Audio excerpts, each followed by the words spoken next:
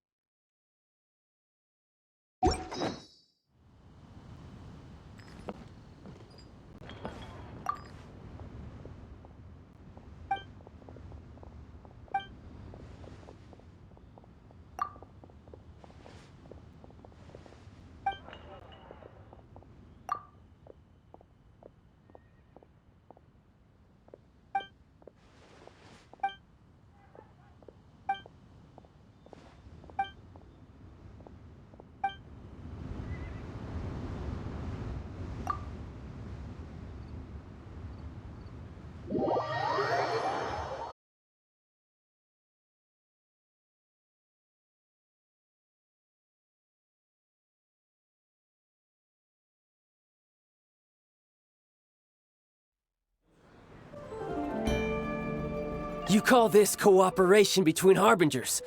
Cooperation involves communication, you know. Don't take it to heart, child.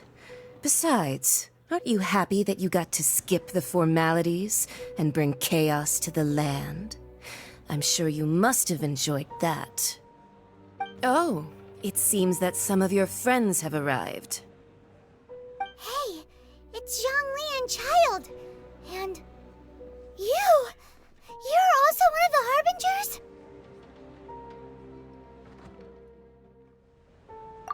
Harbingers? It's you two. I believe we've met once before. In the City of Bards, was it? I'm glad you still remember my name. Ah, right. I imagine that it must have been rather hard to forget watching helplessly as something precious was snatched away from your friend. Well, if it isn't you two. This is our first time seeing each other since Liyue was nearly wiped off the map. This is certainly a bit awkward, wouldn't you say? Paimon knew that we should never have trusted a Fatui Harbinger. Oh, now don't say that. Sure, I may have misled you, but I never had anything against you personally. Besides, I thought we were getting along quite well together, didn't you? Except for that little tussle we had at the end.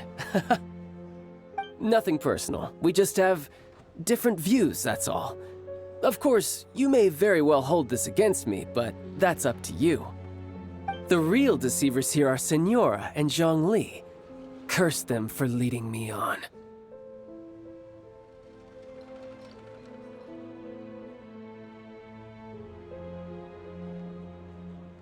So actually, I think... Stop wasting time, child. There'll be plenty of time to chat once I'm through here. You remember the agreement, Morax. Now, if you would be so kind. The Gnosis, please. What in the world are you talking about? The contract is fulfilled. That which thou seeketh is now bestowed unto thee. For my promise is solid as stone.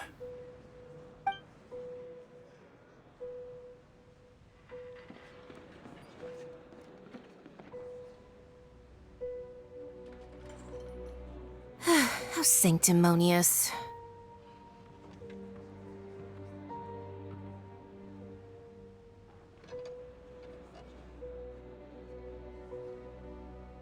What? So you're the Lord of Chiao? No, wait! That's an exciting twist and all, but why give the Gnosis to the Fatui? I do not give it for free. I give it as agreed upon in the contract. For it is a matter solely between the Tsaritsa and I.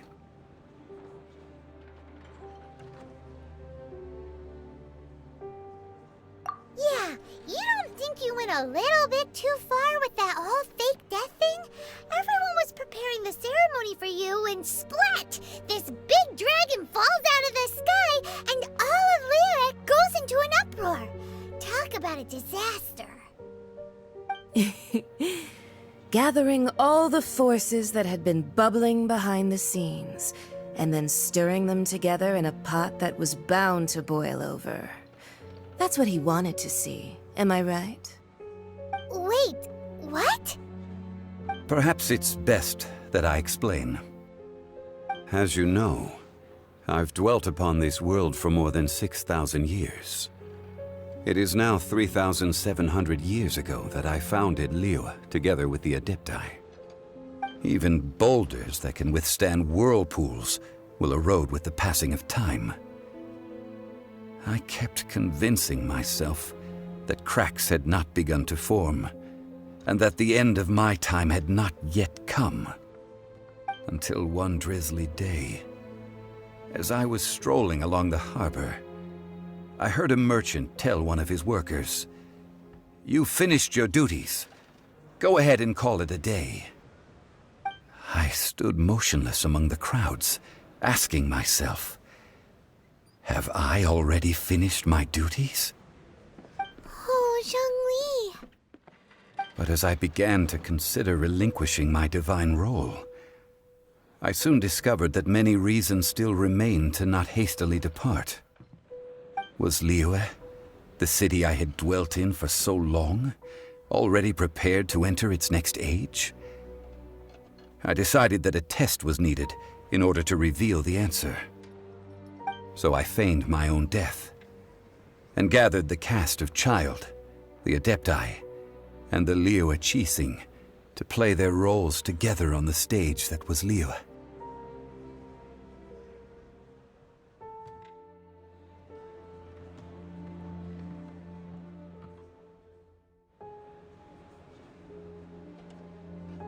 Indeed I was.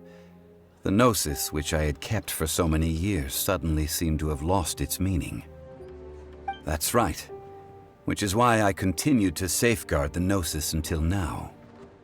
So you mean that if the chaos ever reached the point of no return, you would simply appear and use your divine powers to bring Liyue back under control? Of course, and it would have been all too easy for him too. Just as a child quickly matures after losing their parents, so has Liyue matured when faced with the death of its deity. In the end, the resolution to all that has transpired was even more satisfactory than I could have hoped for. Take the Adepti, for instance. Owing to their years of seclusion, they were the least informed. Yet when faced with a crisis, they commendably showed the greatest amount of restraint possible. Not only did they manage to cooperate with the Qixing, but in the end, they even made efforts to understand the hearts of the people. Credit is also due to Signora, the emissary dispatched by the Cryo-Archon to fulfill our contract. At my request, she kept everything she knew in strict confidence. This despite the eavesdropping ears of her colleague, Child. This meant I could remain as Zhongli, even having the chance to fulfill the age-old traditions of Liyue in this mortal form. Thank you for joining me on this journey, traveler.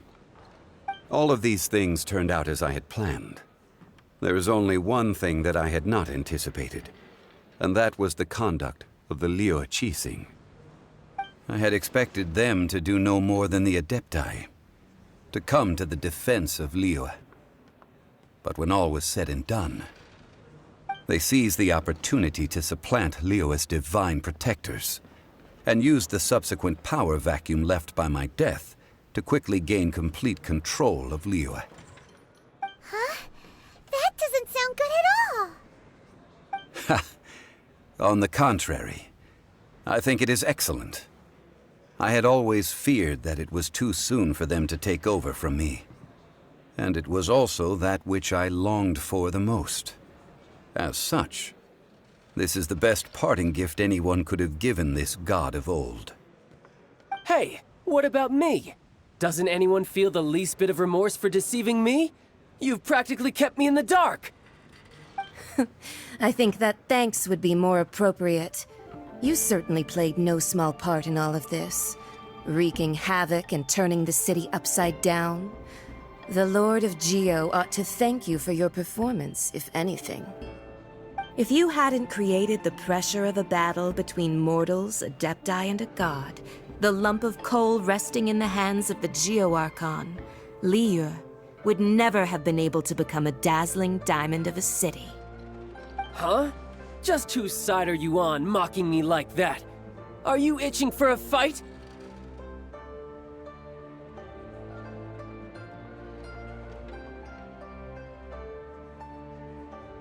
Be that as it may, you've come out of this as the hero of Liyue. I, on the other hand, will be forever prescribed as a disturber of the peace, no? Well then, with the Gnosis in my possession, I have no use for such idle chatter. We should return to Zapoljarny Palace and seek an audience with Her Majesty, the Tsaritsa. Come, child. Fine. I'll meet you there later. I'm not sharing a boat with the likes of you. Do as you wish.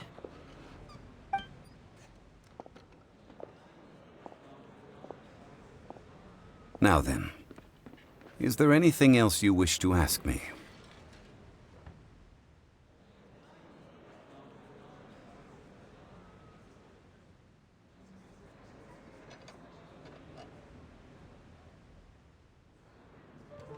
Right!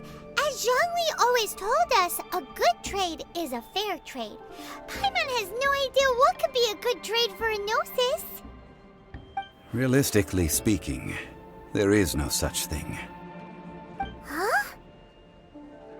However, I am the god of contracts. For thousands of years, I have made countless contracts. If the deal was of no benefit, then I certainly would not be inclined to agree to it. My agreement with the Cryo-Archon will be the last of my contracts as the Geo-Archon. My contract to end all contracts. As for the bargaining chip that the Tsaritsa used to balance the scales, uncover that answer for yourself in your future journeys.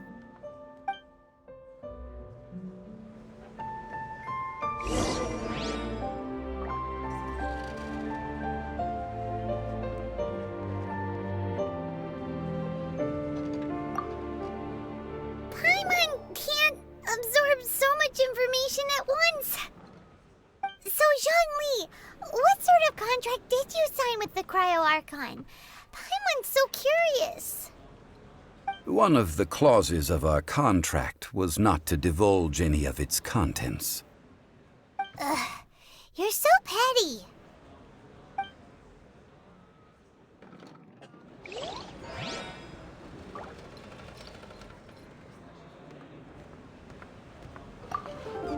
Paimon can't absorb so much information at once.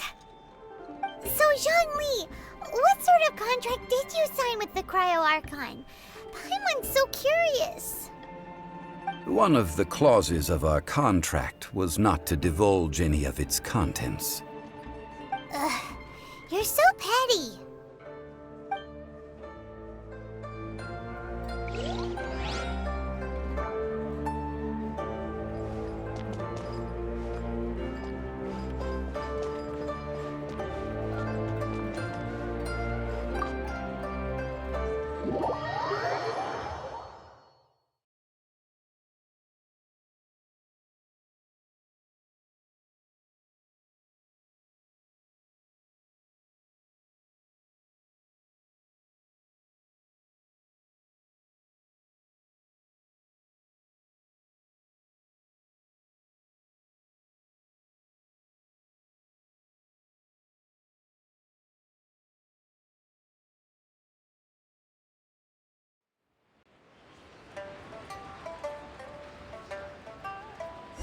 Today's the day of the rite of parting. Although the star of the show is fake, we've spent so much time trying to organize it, it would be a real shame not to go there now.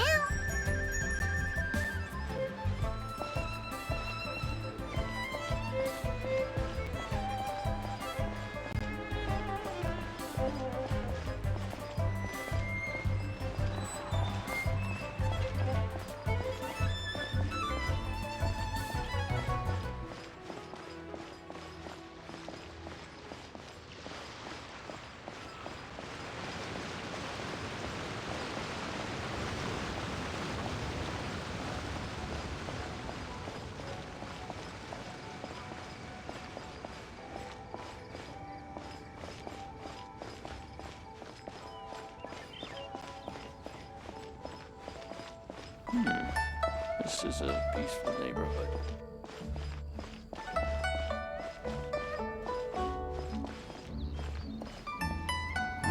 Well, since we're going through with this rite of parting, I guess it means that those rumors hit the nail on the head.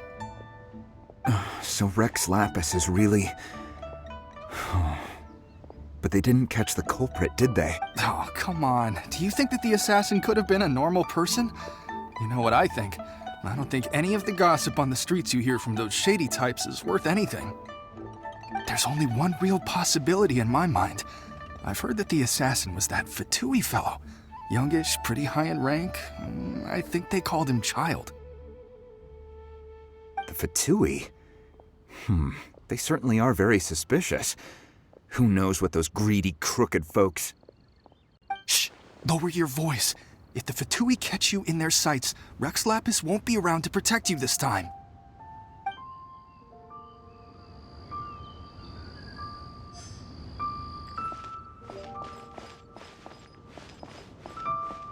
You know that god from the ocean couldn't have just shown up out of nowhere.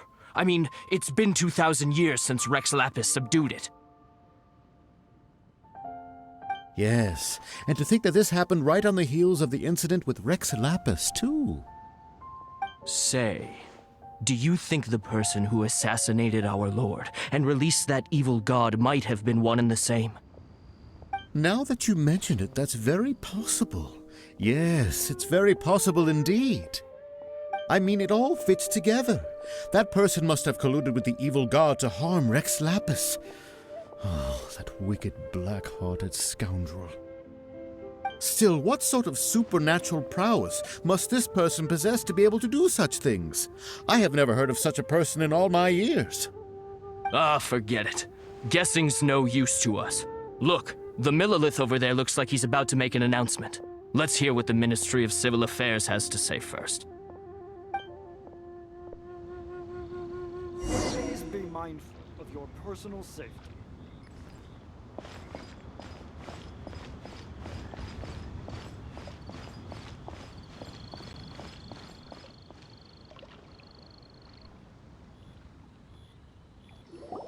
Hear ye all! The Chising's words. Though a dragon soars ageless as the mountains, it too must return to dust. This is common knowledge. Gods and Adepti live glorious lives, but both light and shadow have their season. So too must they face divinely appointed trials. Rumors and hearsay abound on the streets that Rex Lapis was murdered. Now, let the truth be revealed. Having been thwarted in his trial, Rex Lapis's soul has recouped the celestial heights. He beseeches the people of Liyue to grieve not and to let not their hearts be saddened. Nor are they to believe street-born rumors or indulge in baseless speculation.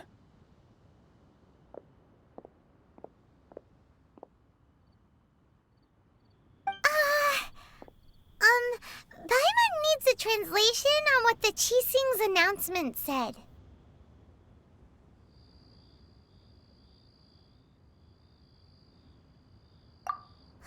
So that's how they're spinning it. Something feels off. Why would they suddenly give up looking for the murderer? Not to mention how this excuse sounds like something they just made up on the spot. Could the Chising already have known that Rex Lapis wasn't dead?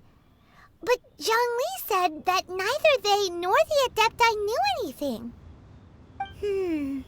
Did Zhongli tell them in secret after his gnosis changed hands? Exactly, right? Ooh, seems like the rite of parting has been going on for a while now. Let's go have a look.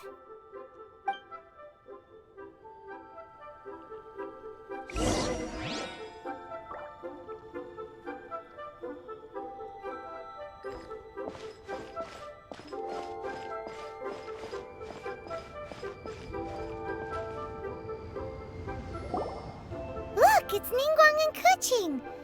Are they saying something? Are there speeches over? As said previously, Rex Lapis's soul returning to the heavens is the end of the contract. And it is also the end of an era. 3,700 years of contracts burnt and reduced to ash. We, the people of Liyue, were indeed prosperous. But blinded by our prosperity, we forgot that time can be pitiless. The long, unending dream of our Archon walking among us. Now that we have awoken from our dream, we must learn to say farewell. Will you stand with us as we re-establish our contracts? As we build a new age of prosperity? So concludes the words of Her Eminence the Tianquan. Does Her Eminence the Yuheng have anything to add?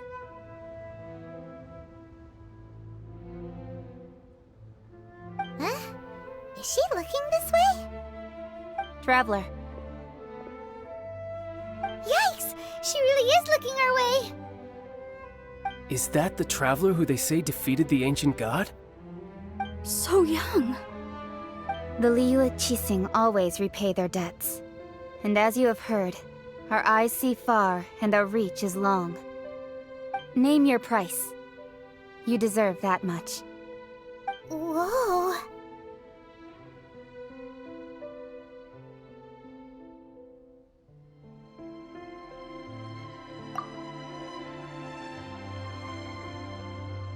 Well, could you help me put up some missing person posters?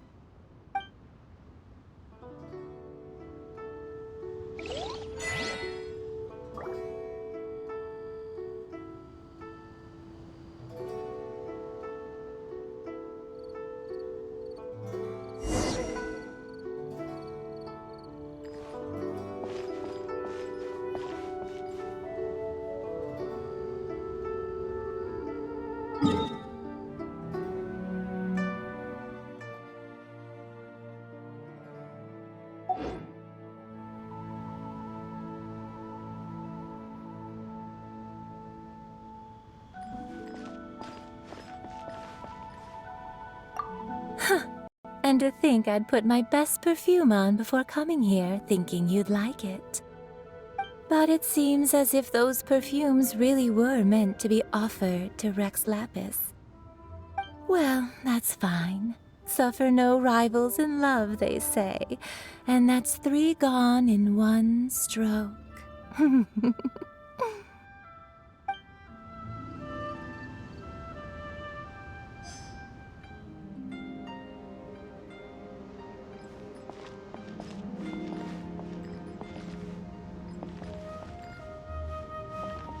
As for the mortals and adepti of Liyue, what shape shall our relationship take from now on?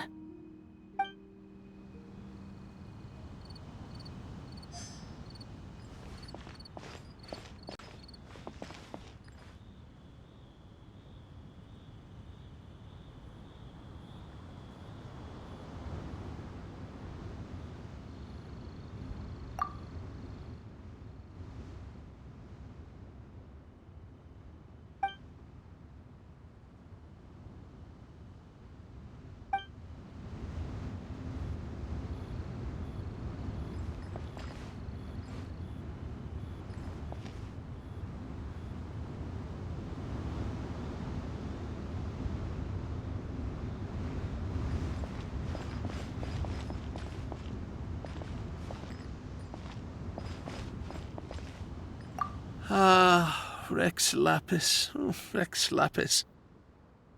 Now that I think about it, if everyone's of the same mind as me, perhaps mementos for Rex Lapis might be the best short-term business opportunity.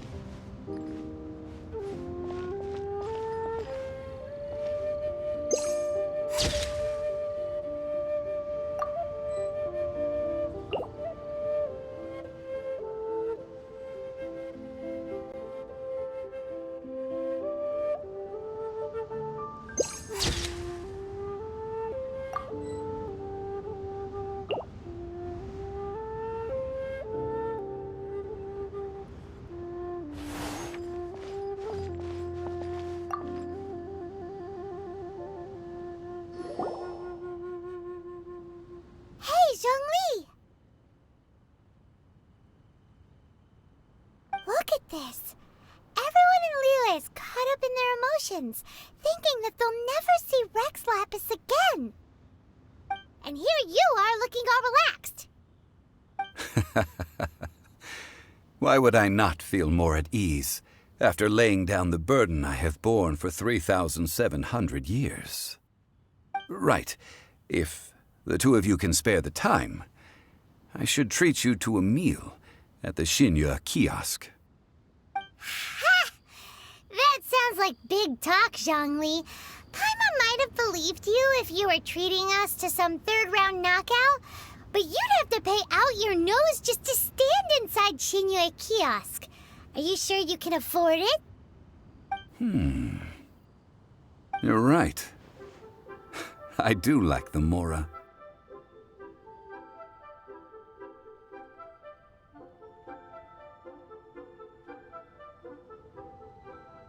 As the Rex Lapis Morax, I can easily create Mora. But since I have chosen to walk this earth as the mortal Zhongli, I should abide by the same rules that mortals do. When I was journeying with you, though I still had the Gnosis in hand, I knew that I must soon retire from my role as an Archon, so I had to rehearse a little for my new life. Oh, no wonder! Paimon gets it now. You didn't look at the price tags when we were spending because you've never had to. But since you weren't used to not being able to just make more Mora as and when you wanted to, you had to try becoming a parasite to society who lives off of other people's credit. Well, we were only spending Fatui money. You don't have to say it like that. In the City of Commerce, we do not merely exchange money or goods. We also exchange knowledge, memories, and foresight, as well as positions, roles, and lives. The Archon Morax could never experience life as the true mortal Zhongli could, no matter how many times he descended to be with his people. I must thank you for that. I will treasure the memories that I made as Zhongli, traveling the streets of Liyue with you. That is true. But there is no journey that does not end. No meetings without partings. Paimon thinks that we should make a move and continue our search for the Seven. I fear that continuing your journey may be difficult. The nation that neighbors Liyue by sea, Inazuma, is presently closed.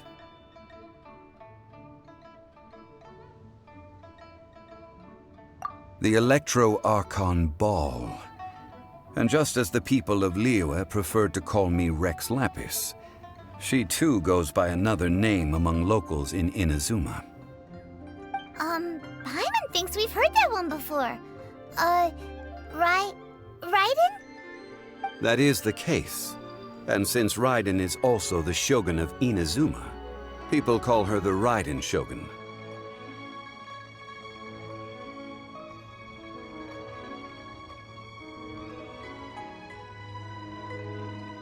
That said, though people at the wharf were saying that the situation in Inazuma is very tense, Paimon doesn't remember that always being the case.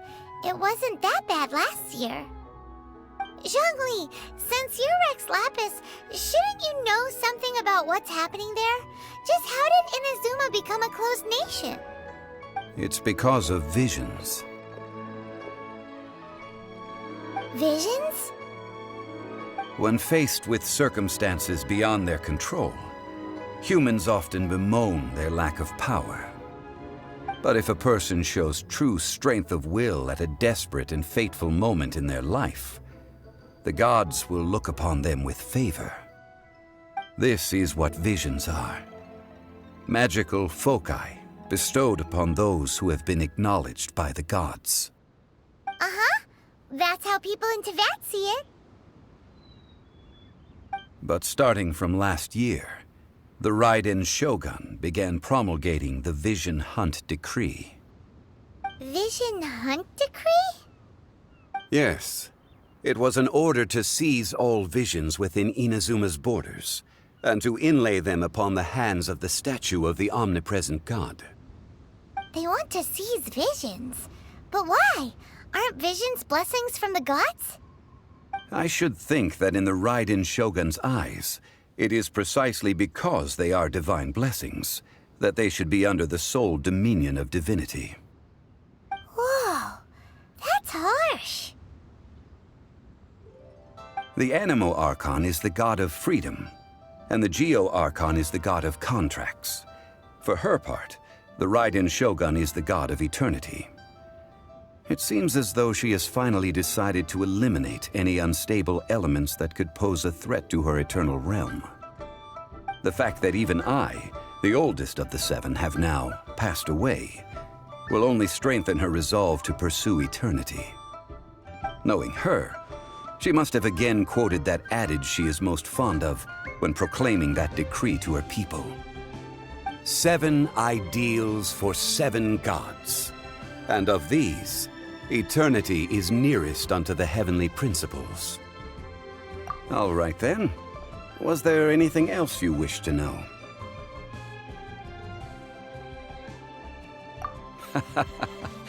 Ah, that was a good one. Failing a divine trial. How they came up with that excuse, I will never know. That said, the reason why the Qixing were so eager to resolve the incident and stop pursuing the culprit was indeed because they received news in secret that Rex Lapis was not dead. I hinted as much to the Adepti as well. How did I accomplish that, you ask? Have you ever heard of this particularly convenient Adepti art known as gifting dreams and visions? All right then. Was there anything else you wish to know? Yeah, about that. Before the Qixing made their announcement, we listened to a lot of people talking on the way. Most of them put the blame for everything on Child. These are indeed false accusations. But it remains undeniably true that Child did send people to the Jade Chamber to prevent the Adepti and the Qixing from defeating the ancient god. I've heard that Ningguang is busy milking that for all it's worth on the foreign relations front at the moment, browbeating the envoys of the Fatui. Ha! Those poor Snezhnayan diplomats. If it were not for Child's exalted position as a harbinger, I'm certain that they would have shifted all the blame to him and called for his dismissal by now. All right then. Was there anything else you wish to know? The time of the Adepti has long passed. If even the Liyue Qixing don't want to face that truth, then what future is there for Liyue? Kuching is absolutely right in saying this. Now, though I did laud Ningguang's desire for power, believing this to be a good thing, and thought as a matter of course that she must have been behind the Qixing's plan to take governing power over Liyue from the hands of the gods and Adepti. Could the original person who brought up the idea of seizing power have been... All right then. Was there anything else you wish to know? That's right. Zhongli, now that you don't have your gnosis, what's going to happen to all the Mora in Teyvat? Since Morax is dead, are they all just gonna disappear? Also, isn't the Golden House the only mint in the entire continent? Will it even continue to work? The Mora present now will not vanish. But the Golden House will indeed have to cease operations for a lengthy period of time, since creating Mora requires the use of the Geo Archon's power. This is terrible! We're all about to run out of Mora! The world is coming to an end! Yes, this is indeed a major issue from a financial standpoint. Well, I suppose we'll just leave such troublesome matters to the Liyue Qixing to debate. Then, did you at least set some private funds aside for yourself? Oh, a private fund. This does seem like a good, logical, common-sense idea. It's a shame. What's a shame? It's a shame that I didn't think of it at the time. All right then. Was there anything else you wish to know? Well then, I suppose you'll have to find a way to get inside this closed nation. Have patience.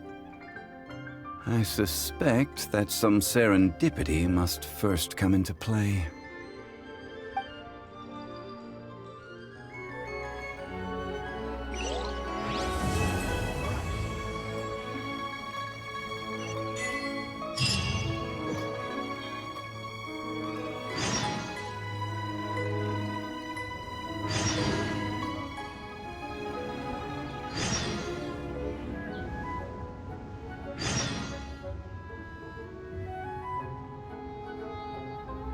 Today's no good for going out.